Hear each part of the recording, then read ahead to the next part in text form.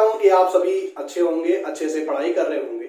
मैं आज इस सेशन में यूपीटीटी 2020 कोर्स के बारे में बात नहीं करूंगा। हमारे सारे जो साथी टीचर्स रहेंगे आपको प्रत्येक विषय का जीरो से लेके एग्जाम लेवल तक आपको डिस्कस करेंगे। अब ऑनलाइन कोर्स लॉन्च करने की जरूरत इसलिए भी महसूस हुई क्योंकि इस समय कोविड टाइम चल रहा है और बहुत सारे स्टूडेंट्स जो कोचिंग संस्थानों में जाके पढ़ना जिनके लिए संभव नहीं होगा, तो उन लोगों के लिए घर बैठे आपको ये सारा का सारा सिलेबस आपको कंप्लीट हो जाएगा। आप घर पे बैठे रहिए, अपना कॉपी पेन तैयार रखिए, नोट्स बनाइए और हम आपको एश्योर करते हैं कि आपका ये जो सारा यूपीटीटी प्राइमरी और जूनियर का सिलेबस है वो कंप्लीट करवा देंगे और इस लेवल पे कंप्लीट करवाएंगे कि आप आगे जब सुपर टीटी की तैयारी कर रहे होंगे तो आपको काफी सुविधा रहेगी उसकी तैयारी करने में, और बल्कि काफी हद तक आप देखेंगे कि आपका सिलेबस यूपी टीटी का भी, यूपी सुपर टीटी का भी। जैसा कि आप सभी लोग जानते हैं कि उत्तर प्रदेश सरकार ने अभी हाल ही के दिनों में ये बोला है कि 2,50,000 खाली पद भरे जाने हैं।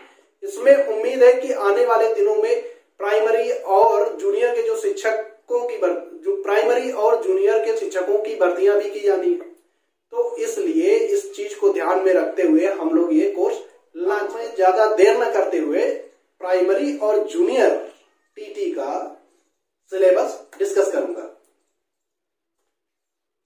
अब जैसा कि आप लोग देख पा रहे हैं, मैंने सारा का सारा सिलेबस यहाँ पे बोर्ड पे लिख दिया है। आप चाहें तो इसका स्क्रीनशॉट ले सकते हैं।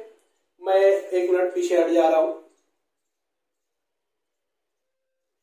अब देखते हैं कि यूपीटीटी जो है वो पेपर 1 और पेपर 2 करवा के प्राइमरी और जूनियर का जो टीटी होता है उसका एग्जाम लेता है।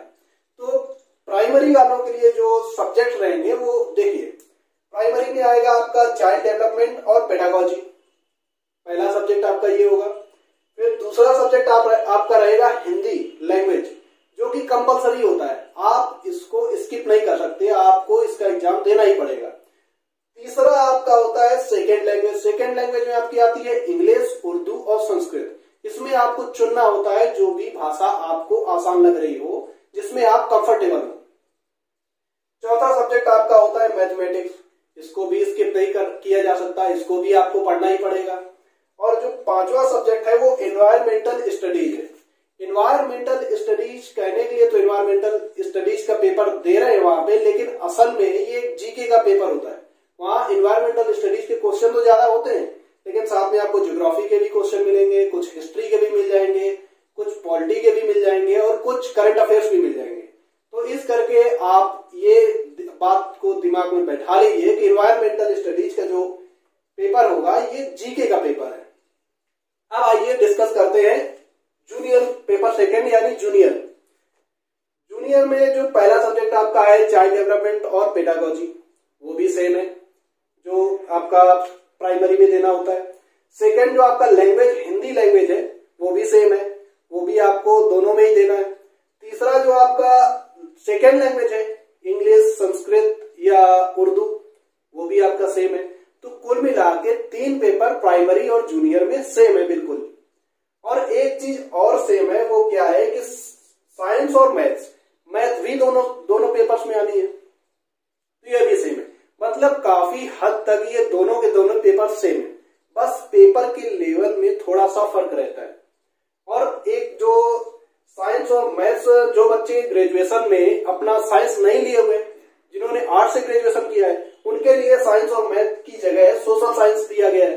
वो लोग अपना सोशल साइंस को ऑप्ट करेंगे। तो ऐसे करके आप ये देख रहे हैं कि दोनों पेपर में बहुत ज्यादा समानता है।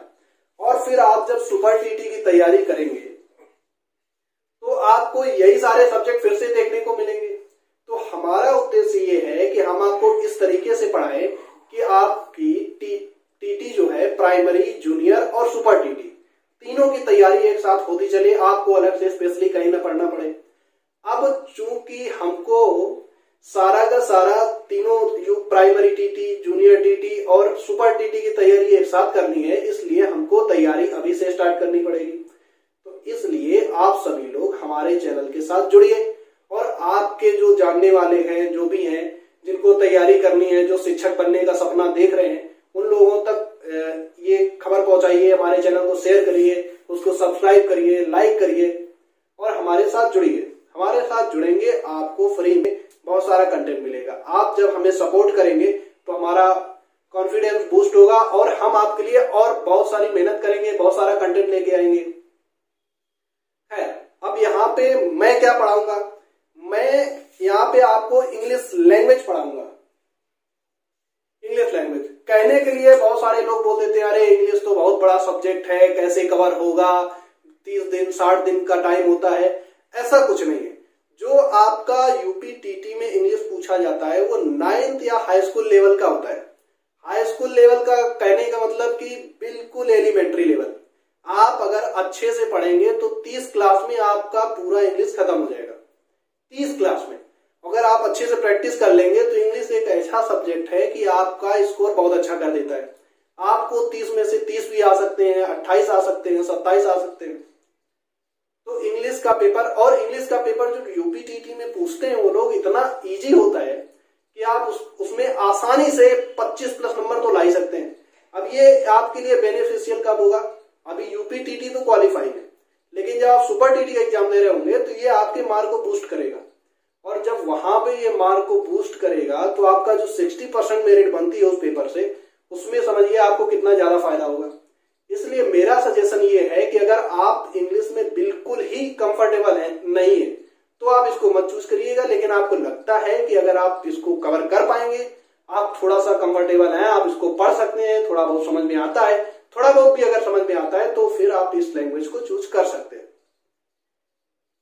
यहीं से अब हम इस सेशन को समाप्त करते हैं और आगे आने वाले समय में हमारे जितने भी साथी टीचर होंगे वो अपने अपने सब्जेक्ट को बिल्कुल 0 लेवल से और एग्जाम के लेवल तक आपको पढ़ाएंगे।